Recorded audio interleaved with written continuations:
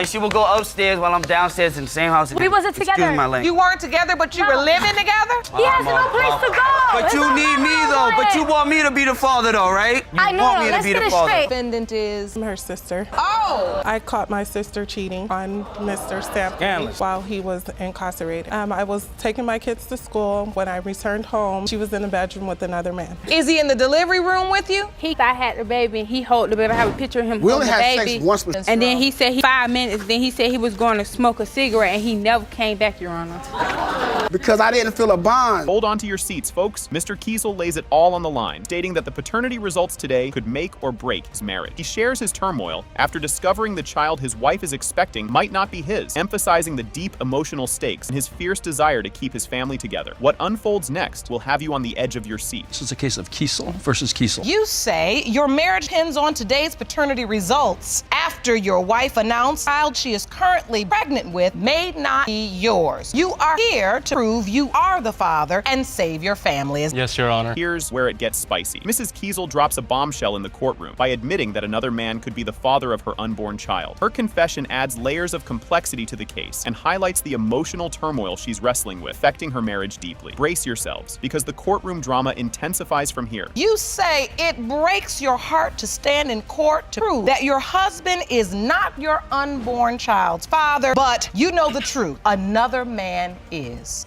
Yes, Your Honor. The plot thickens. The couple delves into how the infidelity revelation has rocked their marriage to its core, leading to relentless arguments and a heavy emotional toll. This segment paints a vivid picture of the deep personal and relationship turmoil sparked by the uncertainty of paternity. And guess what? It only gets more heated. Our marriage has been put on the line. A month into our marriage, he had cheated on me. It led to where I might not be the father of this child. It was supposed to be a happy, great thing for us, and it's just problems and heartbreak and lots of issues for us. What is your day-to-day family life like? It's caused us a lot of issues. We argue nonstop about who the father is. A lot of it causes us to be very distant from each other. Get ready for an emotional roller coaster. Mrs. Kiesel describes the severe strain the paternity issue has put on both their marriage and her pregnancy. She talks about the cancellation of their baby shower due to the feud between potential fathers' families, illustrating the extensive impact of the situation. Hang tight. The next twist is just around the corner. It has affected me in a huge way, not only just our marriage, pregnancy as well, because it's hard for me to necessarily, yes, I'm excited for it, but it makes it harder when there's so much stress put into the pregnancy, rather than being everybody together,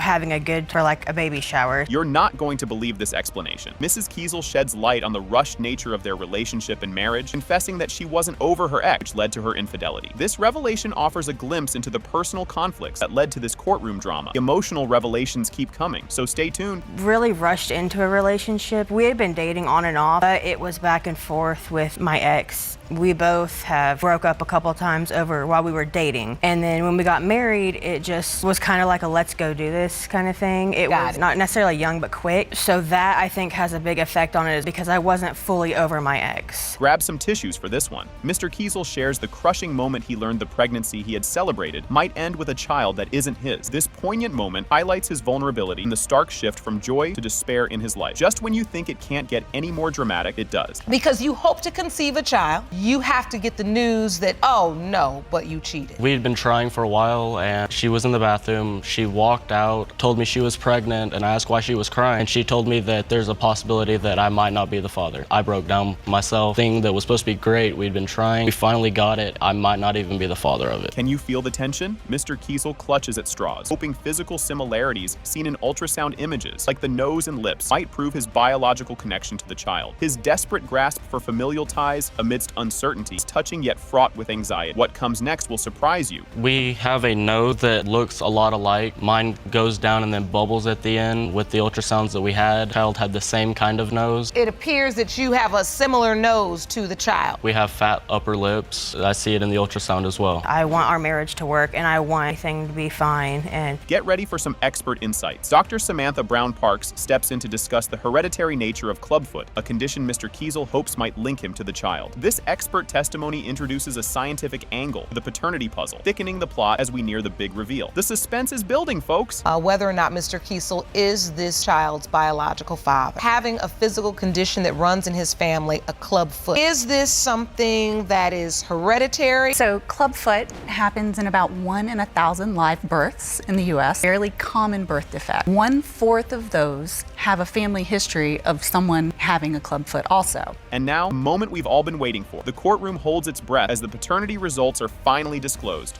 It has been determined by this court. Mr. Kiesel, you are the father.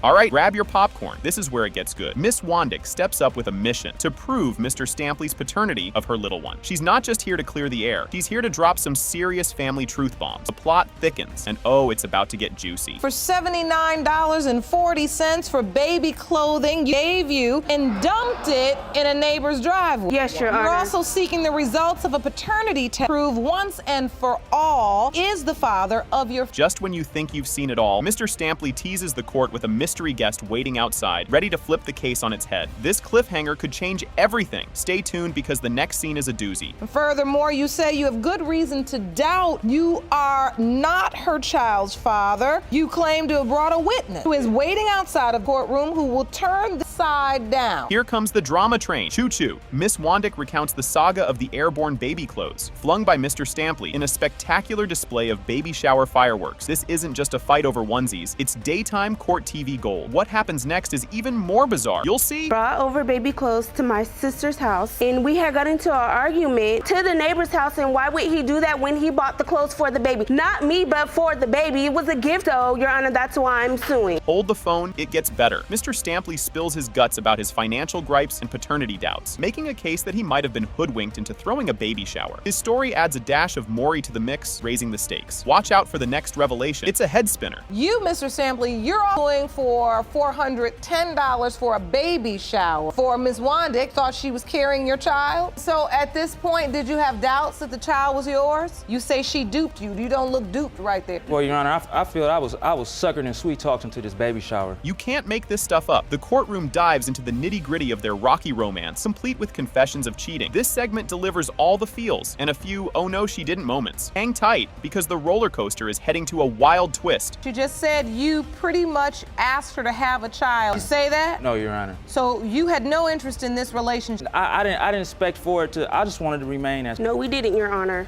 Not and one so, time. when you found out you were pregnant... I'm I pregnant. went away for 30 days, Your Honor. I went to jail. Bet you didn't see this coming. We explore how Mr. Stampley's stint behind bars stirred the pot in their love stew. The trust is crumbling, and the love boat is definitely rocking. The upcoming testimony, it's like reality TV on steroids. Returning home from jail, I was over at a friend's house. She was acting real funny, so I just asked her. I said, man, did you cheat? I started feeling some type of way. I'm like, did you cheat on me? I mean, what's going on? Yeah, I did cheat. Oh. So she admitted that she cheated. I did, Your Honor. I admitted that I cheated on him. Like he said, we was at his friend's house. Time for some truth tea. The secret witness finally makes an entrance, ready to spill the beans and possibly shatter Mr. Stampley's world. This testimony isn't just revealing, it's explosive. Brace yourself, because the DNA results are up next, and they're a real game changer. And your relationship to the defendant is? Yes, ma'am. But you are the defendant's witness. What do you know about this? I caught my sister cheating on Mr. Stampley while he was incarcerated. I was taking my kid home. When I returned home, she was in the bedroom with another man. Really? Yes, ma'am. And now, the moment we've all been waiting for. Drum roll, please. The DNA results light up the courtroom.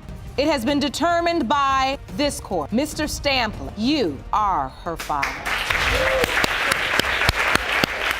You won't believe this kickoff. The judge loudly announces the case of Fondoyan versus Roland. Ms. Fondoyan strides in, ready to prove that her 3-month-old son, Ezekiel, shares DNA with her boyfriend of over a decade. She argues his denial is wreaking havoc on their already rocky relationship. Buckle up, because the courtroom drama is just starting to heat up. Ms. Fondoyan, you are here to prove to your on-again, off-again boyfriend of 12 years that your 3-month-old son, Ezekiel, is biological child. Say the paternity denial is drawing your relationship relationship, and you need today's results to repair the breakdown in your family. Yes. Here comes a curveball. Mr. Roland is throwing down the gauntlet, casting doubt on his fatherhood by pointing fingers at another potential dad due to Ms. Fendoyan's close timeline with another relation. With a family friend in tow, they're here to shake up the claims. Grab your popcorn, the next part is a doozy. You say Ms. Fendoyan was in a sexual relationship with another man weeks before you learned of pregnancy, and you and your mother's best friend are here to prove her son Ezekiel is not biological child. Yes, Your Honor. So Things are heating up. Tempers flare as a fiery exchange breaks out over who the real daddy might be. The judge steps in to dial down the dramas, insisting on courtroom decorum. Ms. Fendoyan stands her ground, confident in her calendar and sure of the father's identity. Hang on. He keeps denying my son, constantly denying him. Family is always putting a bug in his ear. It's not your child. He don't look like That is him. not my child at all. Yo, what you gonna see? I know who I slept with. With me, he was with somebody else at the same time. I Like, know who what I you lay in talking bed about? with, and I know the days I thank you very much. gonna have to use court-appropriate language. Oh, the plot thickens. Ms. Fendoyan spills the tea on finding Mr. Roland sporting a fresh set of hickeys after vanishing for 2 days. He counters, claiming their off-again status gave him the freedom to frolic. The story twists next, so stay tuned. This man says he's going to the store.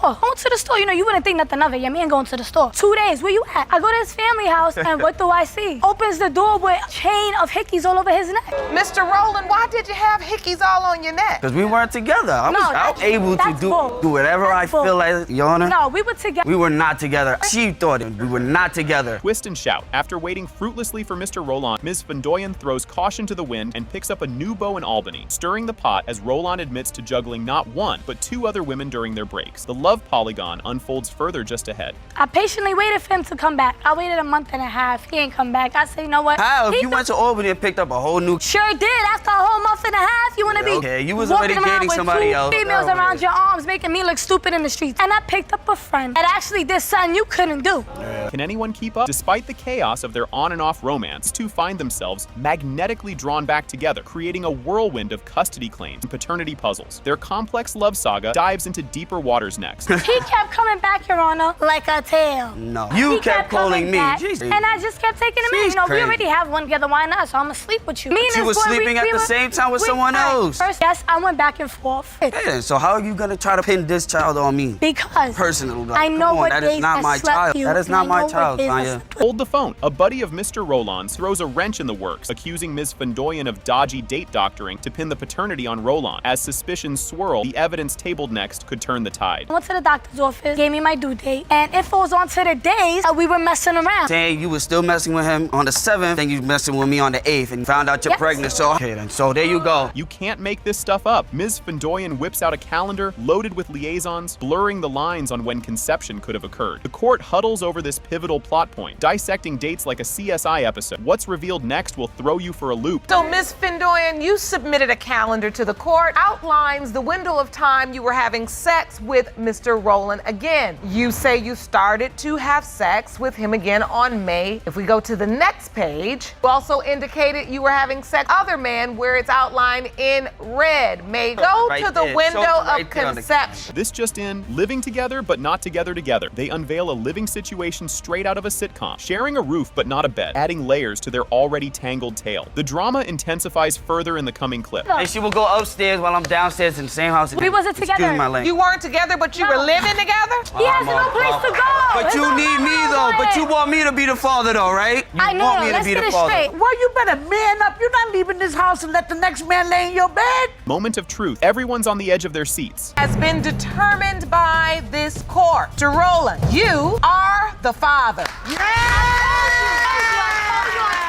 The stage is set for some courtroom drama. Ms. Harris kicks things off by claiming that her roller coaster relationship of 15 years with Mr. Sterling has resulted in a little one, who Mr. Sterling is apparently not eager to claim. She's here to set the record straight and make him face his responsibilities. Strap in, folks, because this is just the warm-up. Ms. Harris, you claim that your 15-year on and off relationship with Mr. Sterling has produced a baby that he is trying to get out of helping raise. To prove paternity, force him to step up. All right, Jan. Sterling steps up, and boy, does he look shook. He lays out his side of the story, frustrated and fed up, denying the child is his. He's looking for a DNA test to cut ties and hopes to wipe his hands clean of the whole affair. You'll want to stick around because Ms. Harris is about to turn up the heat. Mr. Sterling, you say plaintiff told you her son, Kason, was not yours, and you are tired of care of another man's baby. You've come to get the DNA you need to remove your name from the birth certificate, finally get Ms. Harris of your life. Yes, Your Honor. Things get real as we hear about the baby's first birthday. The courtroom gets a dose of reality with talks of first birthdays and more, pulling at the heartstrings of everyone listening. This is not just about the drama, it's personal. Just when you think it can't get more intense, the accusations start to fly. So he'll be 1. I had him on my birthday last year. And so, Mr. Sterling, it's almost 1 year. No help, no support? That's not my baby, and I'm going off of what Charity is telling me. True. It is his baby. She tells me when we get to arguing. Because he get on my nerves and I don't want him to be in my life. Like he want to move on and move out his life. I do too sometimes. I hate I even met him. And the gloves come. The accusations fly as both sides dive into a tit-for-tat about cheating and who's responsible for what. It paints a not-so-pretty picture of their tumultuous time together. Next up, watch as they try to untangle their messy timeline. And he was cheating the whole time I was pregnant. Before That is he a cheated negative. the whole That is a time. negative. And Even if he was cheating, that's bad enough, and we don't want known that in this courtroom. Question concerning paternity would surround whether or not we're sleeping with somebody else. No. Judge Lake dives into the nitty-gritty with a calendar. The judge tries to piece together the puzzle of their relationship timeline with the help of a calendar Mr. Sterling brought. Each date seems to thicken the plot. Hang tight because Ms. Harris is about to drop some knowledge. And you submitted calendar to the court. ma'am. First date on this calendar says the doctor's appointment was on March 21st. And the doctor says that Ms. Harris 6 to 8 weeks. And you had on Valentine's. If we count back 6 to 8 weeks, 1 week, 2 weeks, 8 weeks, that is the last in January.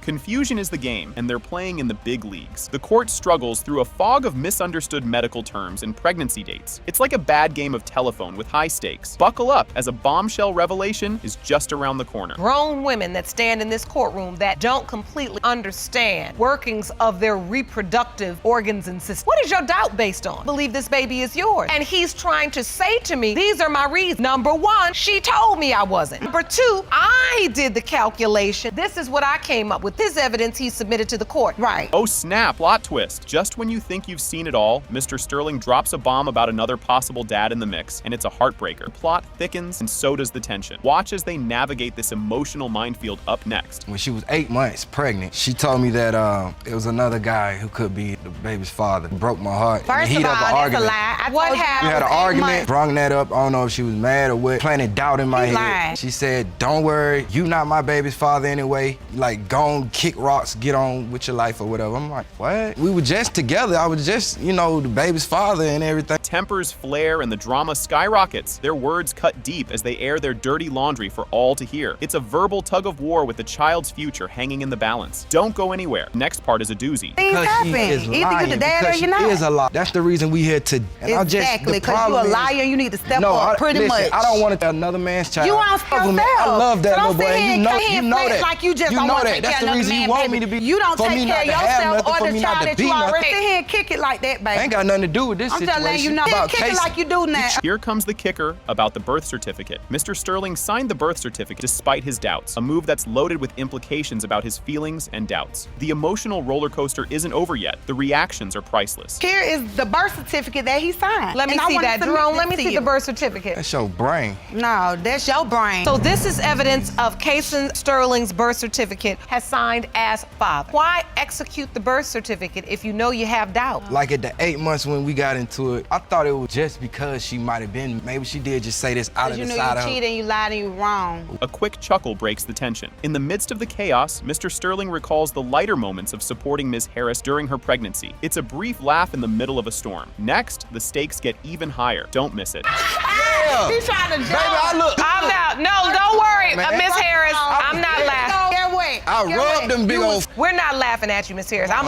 laughing with you though because I was looking at some old pic when I was Man, that's 8, what 9 I'm months trying to- pregnant. I mean, Listen. my feet were huge. Oh, I was Like it's crazy. Sexy, and I own So it. I know that's Yeah. right. Judge Lake brings it all back to what matters most. She cuts through the noise, reminding everyone that at the heart of this circus is a child who needs stability. The grand finale is coming up, and it's going to be a jaw-dropper. The answers relating Kason's paternity. That's why we're here. And the truth is, if it's determined he's biological father, whether he likes responsibility or he does not, step he up. will have. Because if he Now. does not take care of it, the court will ensure that he does. No So problem. now, let's get to Mr. Sterling. What is your hope? I do, Yon. I done grown a bond with him. Like, he calls me daddy. And now, the moment we've all been waiting for. The DNA results are in. It has been determined by this court. Mr. Sterling, you are the father. Exactly.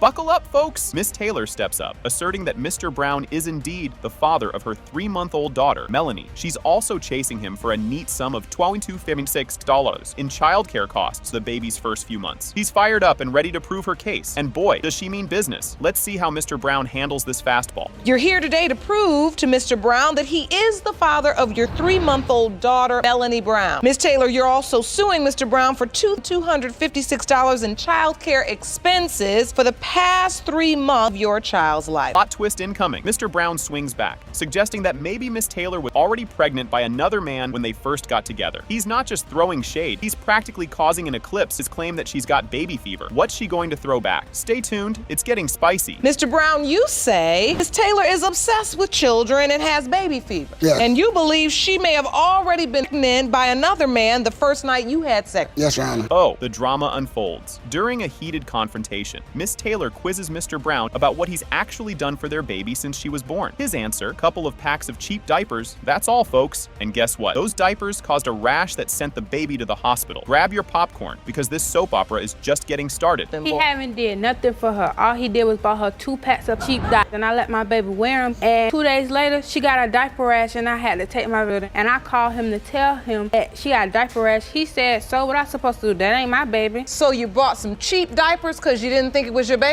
Yes, I mean, it was better than nothing, I thought, because I didn't really know whether it was my baby or not, so. You can't make this stuff up. We dive into their backstory. They met at a club during Miss Taylor's 18th birthday bash. Mr. Brown, the charming older man at 32, seemed like a catch at the time. But as we peel back the layers, it's clear this relationship started on shaky ground. What's next in this telenovela? You won't want to miss it. I met him at the club. It was right after my 18th birthday, and I went to making and dancing with my friends, and he came up to me and was like, "You're beautiful, and I like to get to know you," and back to his place. Well, she was more asking me to my place. No, I wasn't, Your Honor. He was coming on to me. He came up to you in the club, and he was how old? 32. Did he really just say that? In a tit-for-tat exchange, Miss Taylor accuses Mr. Brown of being all about babies on their first night together. He denies it, suggesting she might have been the one with a bun already in the oven. The accusations are flying faster than a reality TV reunion special. What will the judge make of all this? It's about to go down. This is my first time meeting her. She talking about, "Oh, do you like babies?" or "How do you feel about?" I'm thinking that she was already pregnant. And yet you still went ahead and had sex with her.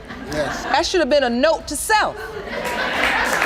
Or a extended play booty call. It was just a booty call. What was this? This is a booty call. 32-year-old man with an 18-year-old girl. And the plot thickens. Miss Taylor lays it out. Mr. Brown has been about as helpful as a chocolate teapot, only showing up sporadically and contributing next to nothing. She's calling him out big time in front of the judge. How will he wriggle out of this one? Keep watching. The judge's reaction is up next, and it's a doozy. Your Honor, only reason I went back to his place because I feel more than what it came out to be, because I thought he would be more mature because he was interesting to older men, but he turned out just to be like the rest of them. Father figure or father for her baby. Because you are the father of my baby. She was already. Yes. I was not, Your Honor. The first time we used a condom. The second time we If I was already pregnant, how come my baby 3 months? You'll want to lean in for this. As the debate heats up, they spar over Mr. Brown's lack of involvement and his dismissive reaction when he found out about the pregnancy. Miss Taylor is on a mission to prove him wrong, but Mr. Brown is as slippery as an eel. Courtroom is electric. What will happen when the judge steps in? He said, "We only 3 times. I wore a condom today, my baby. You need to go So find your baby daddy." So he immediately denied the baby? Yes. Because she Mr. needs Brown, to find, okay, she needs to find her baby daddy. You are my baby Because daddy. I started doing some research on her, and I found some colored pictures of her. What is this, sir? And she portrayed herself to be such a good girl. And these are pictures of what? Around the time she said she got pregnant. So you found these pictures? Right. I was trying to find the baby daddy for her. Here comes a curveball. The judge digs into Mr. Brown's history, uncovering his minimal involvement during the pregnancy and questioning his sudden interest now. The air's thick with tension. You could cut it with a knife. What explosive evidence will come out next? You go through your whole pregnancy by yourself? He only came around like 3 times when he wanted to have sex. Is he in the delivery room with you? I had the baby baby and he hold the baby. I have a picture of him We holding only the had baby. sex once with. And then he said 5 minutes. Then he said he was going to smoke a cigarette and he never came back, Your Honor. Because I didn't feel a bond. See, this is a picture here of you. It's getting hotter in here. A birth certificate and a photograph of Mr. Brown holding the baby are thrown into the mix. He looks about as comfortable as a cat in a room full of rocking chairs. How will he explain this one away? The courtroom is on the edge of its seats as we roll into the grand finale. And then you go outside, you tell her I'm going to smoke and you never come back. Because my other baby, as soon as I held the baby, I felt a bond. So you are a father? Yes. How many other children do you have? 5. Did you put him on the birth certificate? Yes. You put his name down? Yes. You have a copy of that birth certificate? I never put my name on there. I didn't know my name was even on there. So this is a copy of Melanie's birth certificate. Yeah. I didn't know it was there. Here's the showstopper. The DNA results are in, and guess what? It has been determined by this court. Mr. Brown, you are the father. I told you. The courtroom is buzzing right from the get-go as we dive into the drama. The case of Stovall versus Hines kicks off with high stakes. Mrs. Stovall is determined to prove Mr. Hines fathered her 4-month-old son Robert, hopes of reuniting and marrying. Mr. Hines, however, casts doubt on his paternity due to her alleged infidelity, claiming her actions don't line up with her words. The scene is set, and you won't believe what's coming next. Ms. Stovall, you say nothing could mean more to you than today's paternity results. You are desperate to Mr. Hines that he fathered your 4-month-old son Robert with the hope you can win him back and one day get married. As the tension thickens, Mr. Hines lays out his heartbreak in no uncertain terms. He believes another man fathered the child and expresses willingness to reconcile if the DNA results are surprising, detailing his emotional turmoil despite once loving Ms. Stovall deeply. Just when you think it's tense, Ms. Stovall's response adds another layer. Mr. Hines, you claim you once loved Ms. Stovall, but believe her baby was fathered by another man and therefore can't be with her. You say your proof is overwhelming. The DNA results shock you. Consider getting back together. Emotions are high as Ms. Stovall takes the floor, pouring her heart out. She discusses her undying love for Mr. Hines and her determination to prove paternity to mend their fractured relationship. Mr. Hines counters with doubts about the baby's paternity due to what he sees as serious inconsistencies in her action. Buckle up because their relationship backstory is about to unfold. I really love Mr. Hines and just want to prove today that this is his son so that we can be together and hopefully get married one day. But you have doubts, Mr. Hines. Yes, I have doubts because although I do have a lot of love for Miss Stovall and I've given a lot to her and sacrificed a lot, there's just so much things that she has done that has created a lot of doubt and a lot of discrepancies of if this really is and truly my son. Here comes a trip down memory lane with a twist. The court dives into the couple's past relationship dynamic. Mr. Hines recalls how their romance rekindled through a modern love story involving Instagram DMs, leading to a deeper connection. However, emerging doubts fueled by potential infidelity signaled trouble. The revelations keep piling up, and what's next is even more jaw-dropping. I met Miss Stovall when I was 17. She was about 21. As time went by, I got older. I got more established in myself, and I seen her again on Insta, exchanged DMs and everything. As that relationship progressed, started getting deeper and deeper.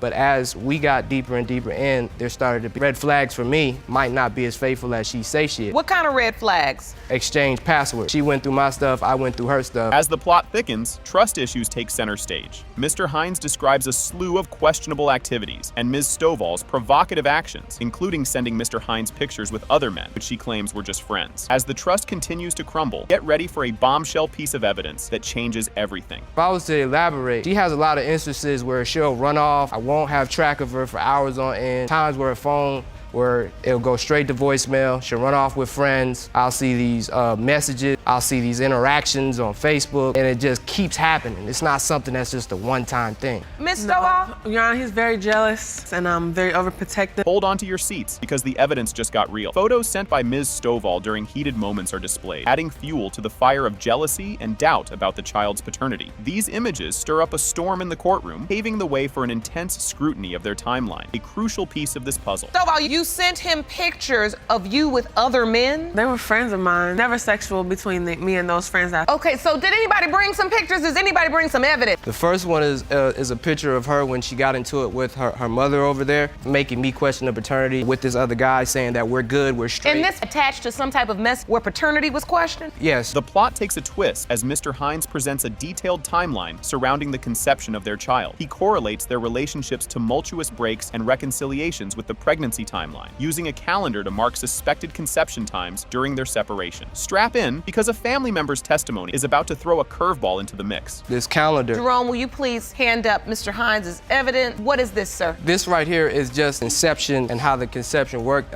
Would it be okay if I walk up? Yes, you may approach. Something. Early June. She was living with me and my mother and my stepfather at the time because we all had her. She was living there. Came back from work. She said she went out with a friend and she hasn't been back since such and such time. You won't see this coming. A surprise witness steps up. Ms. Stovall's mother takes the stand, offering her reluctant endorsement of Mr. Hines as the biological father, despite her reservations about the couple's volatile relationship. She hints at the possibility other biological fathers, given her daughter's questionable behavior. Just when you think you've heard it all, DNA results are about to drop. Do you think Mr. Hines is your grandson's biological father? Yes. I don't want him to be, but... And you've heard the testimony thus far concerning pictures she sent, compromising photos, men talking to her on Facebook, that there could be another biological father. Okay, so it's always a possibility. I wasn't there if she did that, so I can't say that. So what you're saying is you can't that. say for certain. Yes. As the courtroom holds its breath, DNA results are finally revealed. Mr. Hines, you are